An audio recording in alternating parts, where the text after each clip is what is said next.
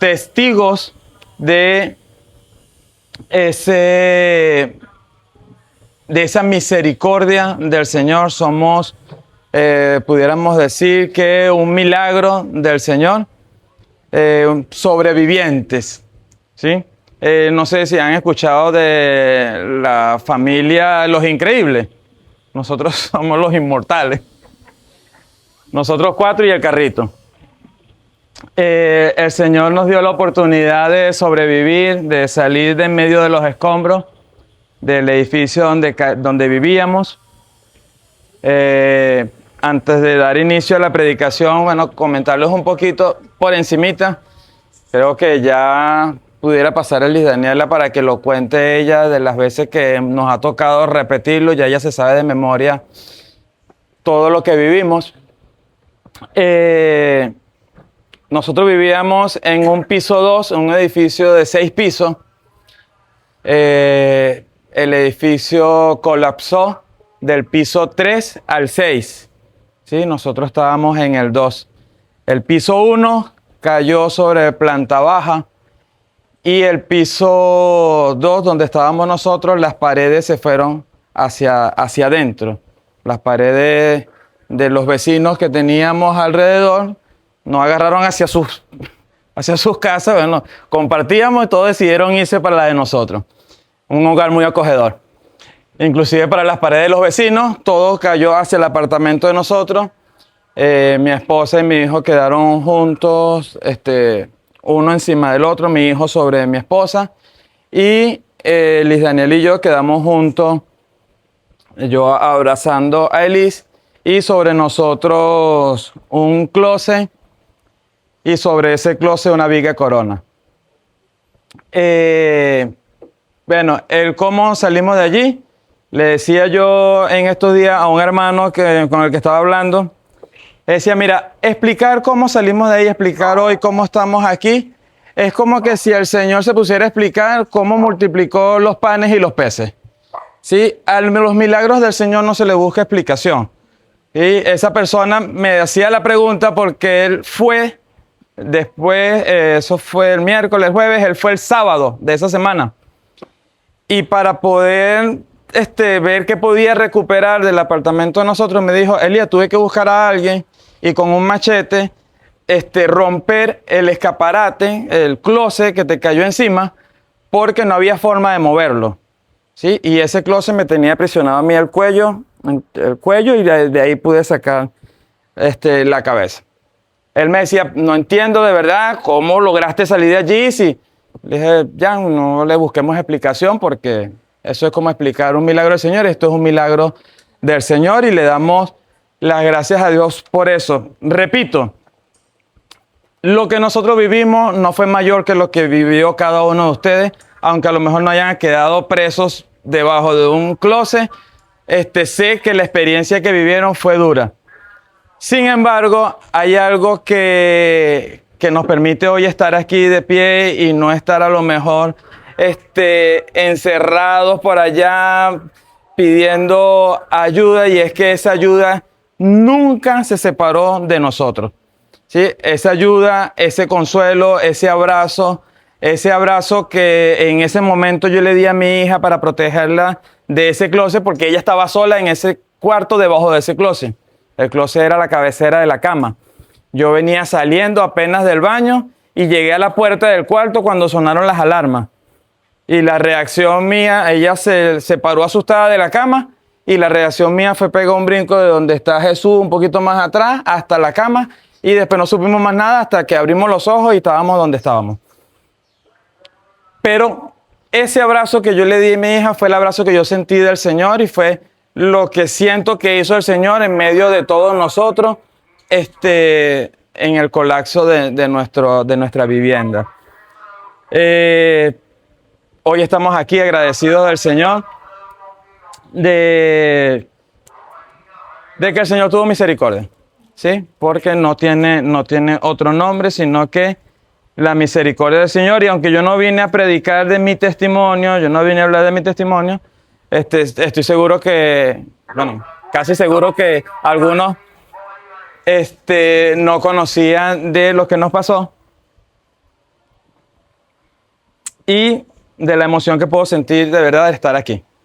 Mira lo que hizo Dios. Mira lo que hizo Dios, me decía mi hermano Ramón hace rato, era el lema de nuestro campamento que tuvimos para el 1 de mayo, ese fin de semana, el 1 de mayo.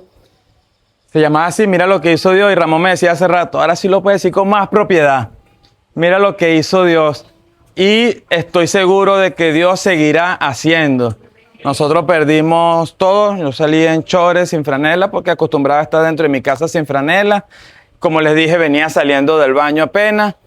Y así salimos los 4, con lo que teníamos puesto en ese momento. Sin embargo, Dios nos ha bendecido a través de nuestros familiares, a través de compañeros de trabajo y a través de nuestra otra familia, la Iglesia Evangélica El Lirio de los Valles. Todos los que ustedes ven aquí, de una manera u otra, a través de sus oraciones y aportes. Hoy, bueno, como le pasó a Job, hoy tenemos más de lo que teníamos antes de perder. Tenemos pantalones más pequeños, zapatos más grandes, tenemos más. ¿Sí? Y como dice mi esposa, nos tenemos a nosotros, que es lo más importante de todo esto, que pudimos salir los cuatro juntos. Vamos a lo que vinimos. Ya te puedes sentar, hija. Gracias por compartir con nosotros el testimonio. Vamos a lo que vinimos. Vamos a estudiar la palabra del Señor. Y voy a pedirle a mi hermano Geraldo que dirija una oración para que el Señor nos hable esta mañana.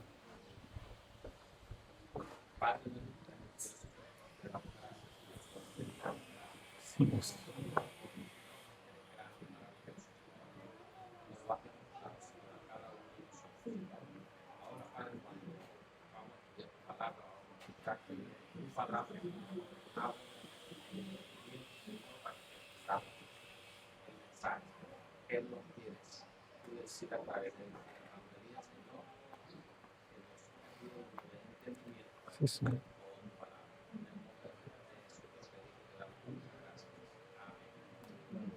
Amén. Hay algo que en la iglesia suelo repetir mucho, y es que cuando entonamos una alabanza, lo que cantamos debemos escuchar lo que dice la canción. Las canciones que la iglesia evangélica canta, no las canta porque sean bonitas. Son canciones que tienen un sentido, que todo lo que dice la letra de la canción lleva un propósito, tiene un sentido. Y hace rato entonaban una canción que decía, Dios siempre tiene el control. Y a veces cuando hablamos, inclusive cuando vamos a orar, a veces cometemos el error. Yo lo he cometido consciente e inconscientemente, de decir, bueno, que el Señor tome el control. Ya el Señor tiene el control. Siempre ha tenido el control de todo, ¿sí?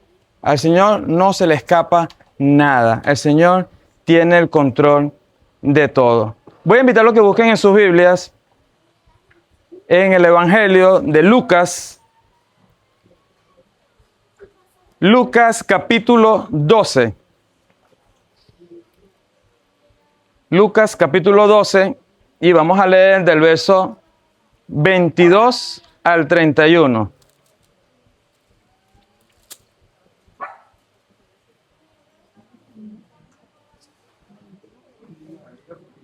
Lucas 12. Lucas capítulo 12, versículos 22 al 31.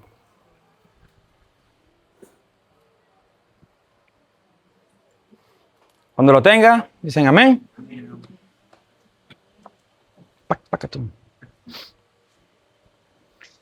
Dijo dijo luego a sus discípulos, por tanto os digo, no os afanéis por vuestra vida, qué comeréis, ni por el cuerpo, qué vestiréis. La vida es más que la comida y el cuerpo más que el vestido. Considerad los cuervos, que ni siembran ni siegan, que ni tienen despensa ni granero, y Dios los alimenta. ¿No valéis vosotros mucho más que las aves? ¿Y quién de vosotros podrá con afanarse añadir a su estatura un codo. Pues si no podéis ni aun lo que es menos, ¿por qué os afanéis por lo demás? Considerad los lirios, cómo crecen, no trabajan ni hilan. Mas os digo que ni aun Salomón, con toda su gloria, se vistió como uno de ellos. Y si así viste Dios la hierba que hoy está en el campo y mañana es echada al horno, ¿cuánto más a vosotros, hombres de poca fe? Vosotros, pues, no os preocupéis por lo que habéis de comer, ni por lo que habéis de beber, ni estéis en ansiosa inquietud, porque todas estas cosas buscan las gentes del mundo, pero vuestro Padre sabe que tenéis necesidad de todas estas cosas. Mas buscad el reino de Dios, y todas estas cosas os serán añadidas. Vamos un poquito al contexto de este versículo o de estos versículos que acabamos de leer, que estoy casi seguro que muchos conocen estos versículos de la Biblia o este relato de la Biblia. Vamos a Mateo capítulo 4. Mateo capítulo 4, versículo 25. Mateo capítulo 4, versículo 25 dice: y le siguió mucha gente de Galilea y de Decápolis, de Jerusalén, de Judea y del otro lado del Jordán. Capítulo 5, versículo 1 dice: viendo la multitud, subió al monte y sentándose vinieron a él sus discípulos. Vaya pues. Ok.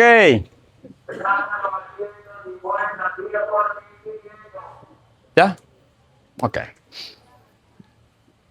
Resulta que el Señor iba predicando, ya el Señor había comenzado su ministerio, va a un lugar, después de pasar por varias aldeas, llega a un lugar, se reúne con una multitud de personas que lo venían siguiendo, que lo venían escuchando, llega al monte y en ese sitio donde está, junto a sus discípulos y a la multitud que lo seguía, comienza a enseñar cualquier cantidad de relatos que muchos conocemos, comenzando por lo que conocemos como las bienaventuranzas. ¿Sí? En el capítulo 5, del versículo 2 en adelante, versículo 3 en adelante, comienza las bienaventuranzas. Y el Señor comienza a enseñarle: bienaventurado el que llora, bienaventurado esto, bienaventurado aquello. Y por allí comienza a enseñarle a ellos, empieza a hablar de la oración, empieza a hablar de la limosna, habla de la ley, habla de la luz del mundo. Y por ahí llega a este tema que leímos en Lucas 12, 22, que también lo relata Mateo en el capítulo 6,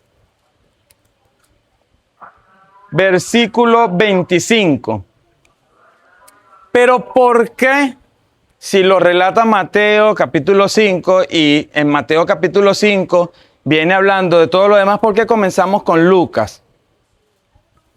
Y es que los evangelistas que escribieron, Mateo, Lucas, Marcos, ellos coinciden en muchas historias, en muchos relatos, coinciden. Sin embargo, cada uno escribió a su manera la forma o lo que vio o cómo lo vivió. Ellos lo escriben y algunos detallan un poquito más. Y quise leer la versión de Lucas, porque Lucas dice que él estaba hablando a la multitud y luego se voltea a sus discípulos y le dice a sus discípulos lo que leímos sobre el afán. Ok, Elías, pero estaba la multitud, estaban los discípulos. ¿Cuál es la diferencia? Igual se los dijo a todos. Pero aquí lo que quiero que resaltemos es que los que escuchamos, seguimos, creemos en Cristo, como esos discípulos que estaban allí, a veces necesitamos que el Señor nos hable a nosotros y no a la gente que no lo conoce o que lo está conociendo. A veces el Señor se voltea a nosotros y nos dice a nosotros, es contigo. Pregunto, ¿estaba la gente de la parte de la multitud que estaba allí? A lo mejor no estaba afanada, no estaba ansiosa. Sí, puede ser que esa gente estaba ansiosa. Pero el Señor se voltea a sus discípulos, a los que lo seguían, a los que ya venían escuchando de Él, y le dice, ¿por qué ustedes están con ese afán? ¿Por qué se afanan?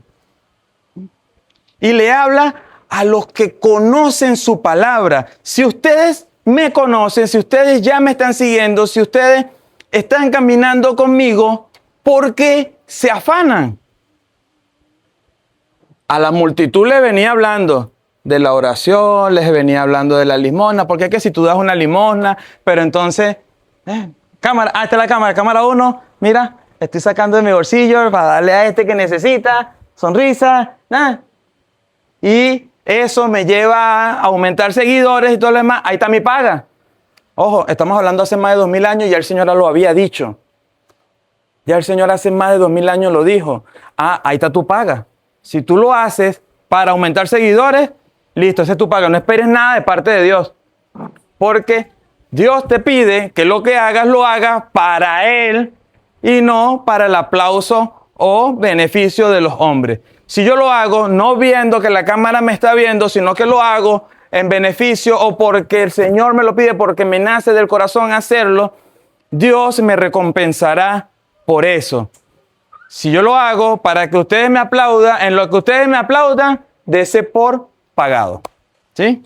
Ahí está tu pago, no esperes más nada. Tú lo hiciste por un aplauso recibiste, cuenta saldada.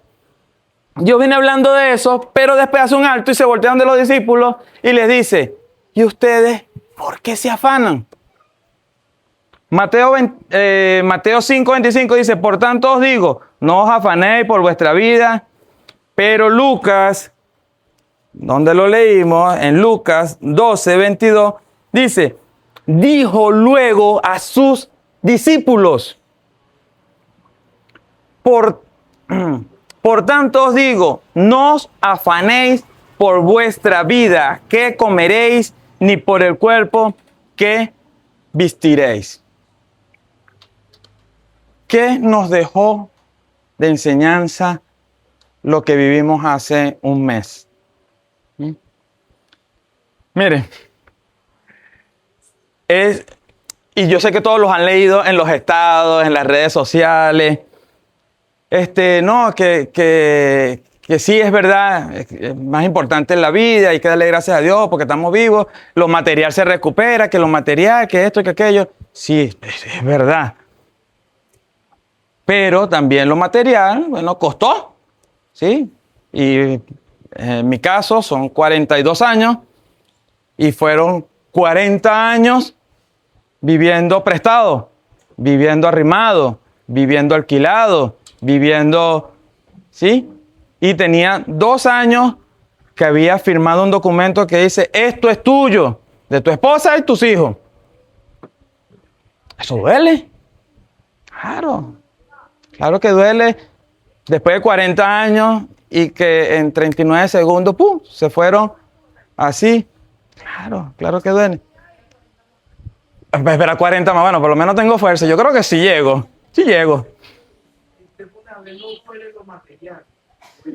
El sacrificio que hiciste por obtener lo que tenías, lo que perdiste. Sin embargo, el Señor se voltea para acá y te dice, no te afanes. No te afanes. Mire, eso fue el 24.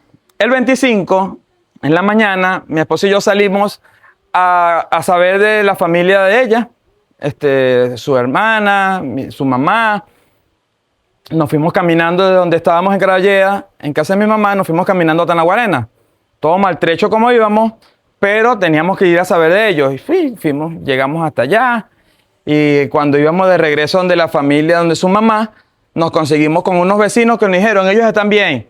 Ok, entonces su hermana siguió a saber de su mamá y nosotros como veníamos punto y coma, nos desviamos para regresarnos y pasamos por el edificio.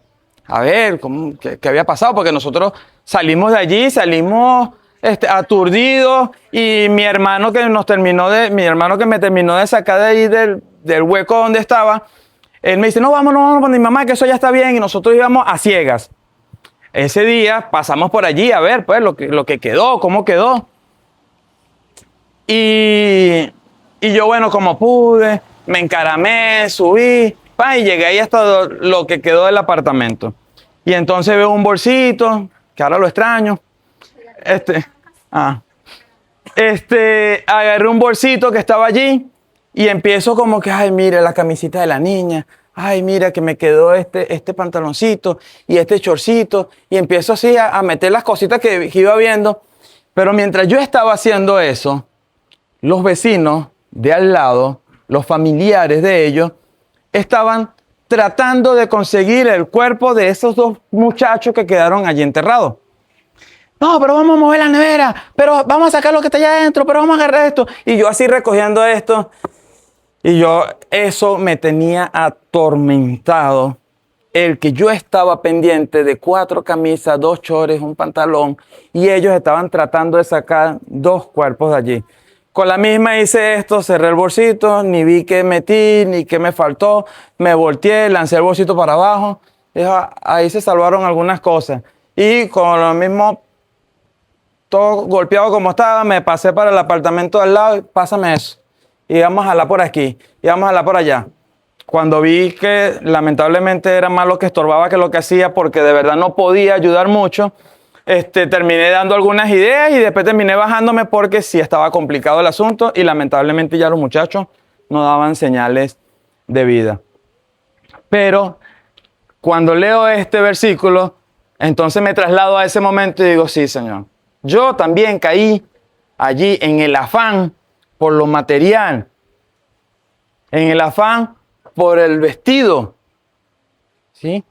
Y seguro que si desde ahí hubiese podido ver la cena que acabábamos de hacer mercado hace unos días atrás, a lo mejor ay, mira, todavía queda el pollo y queda la harina y vamos ¿sí? Y sus discípulos, olvidamos, ¿sí?, que el Señor tiene el control. Que el Señor ya nos dejó dicho hace más de 2000 años atrás, no te afanes por lo que vas a beber, por lo que vas a comer, por lo que vas a vestir. Yo tengo el control, ¿sí?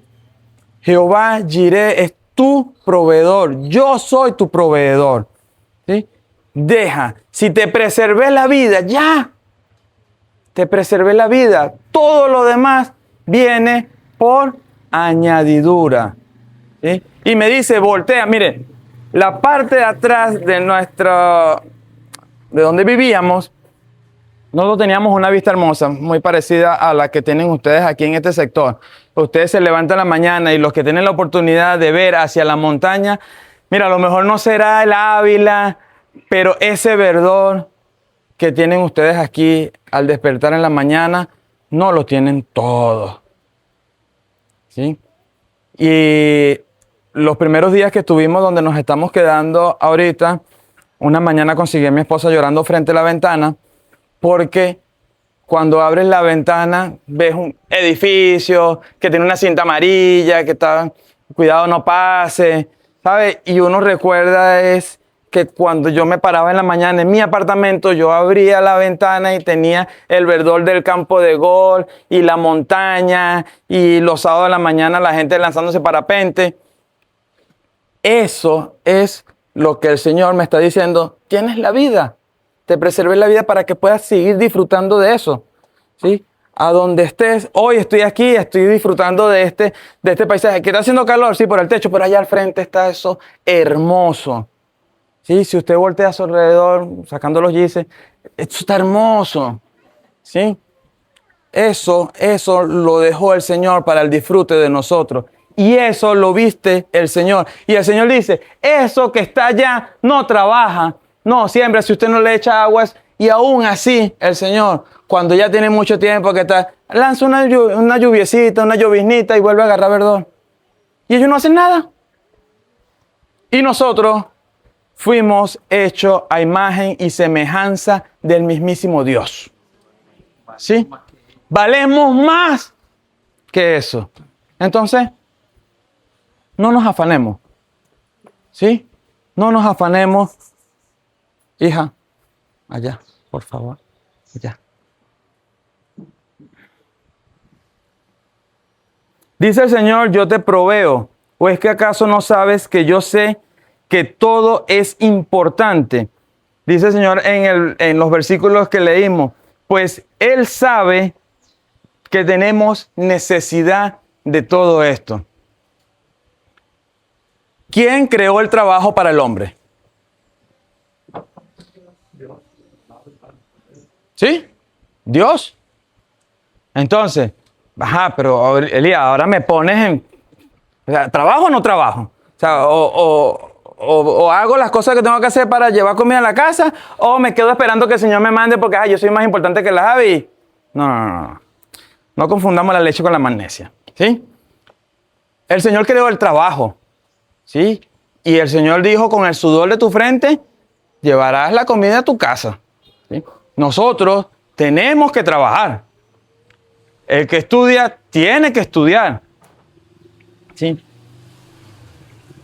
Pero lo que el Señor quiere resaltar en estos versículos es que Él sabe cuál es nuestra necesidad y Él nos va a ir supliendo conforme a su voluntad y conforme a nuestras necesidades. A veces, y lo digo con toda la propiedad del mundo, a veces en el trabajo que tenemos un escritorio, que tenemos un aire acondicionado, que a veces, oye, bájale un poquito al aire, o súbele un poquito al aire, o apáguenlo un ratico, o vamos a ponerle la chaquetica. Y entonces, aún así, con todas esas comodidades, qué fastidio, ya no quiero estar aquí. ¿Y hasta cuándo este trabajo? Mire, yo estoy aquí y este teléfono no ha dejado de sonar desde hace más o menos 30 minutos por el grupo del trabajo. Y a veces uno dice, no, es que uno no descansa ni sábado ni domingo, pero el trabajo. El Señor no me está mandando, con estos pasajes que estamos leyendo, no me está mandando a que deje mi trabajo. El Señor no me está mandando a que me queje de mi trabajo. El Señor me está mandando a que cumplan lo que leyó mi hermano Alexander cuando comenzó el servicio. ¿Sí? Que me quede tranquilo, que todo tiene su tiempo. Todo tiene su tiempo. No te afanes. Todo tiene su tiempo. Hay tiempo para trabajar, hay tiempo para compartir con la familia, hay tiempo para ir a la iglesia, hay tiempo para reunirnos en el local de Punta de Mulato, hay tiempo para reunirnos en el estacionamiento de la familia Esteves González. Para todo hay tiempo. Dios está permitiendo esto por alguna razón. Aprovechémosla, ¿sí? Aprovechemos lo que estamos viviendo. No nos afanemos porque Dios tiene el control. Dios les bendiga y esperemos que lo que el Señor ha enseñado en su palabra, lo que el Señor dejó escrito en su palabra, sea de provecho para nosotros, sepamos aprovecharlo y sepamos enseñarlo y vivirlo. ¿Sirve?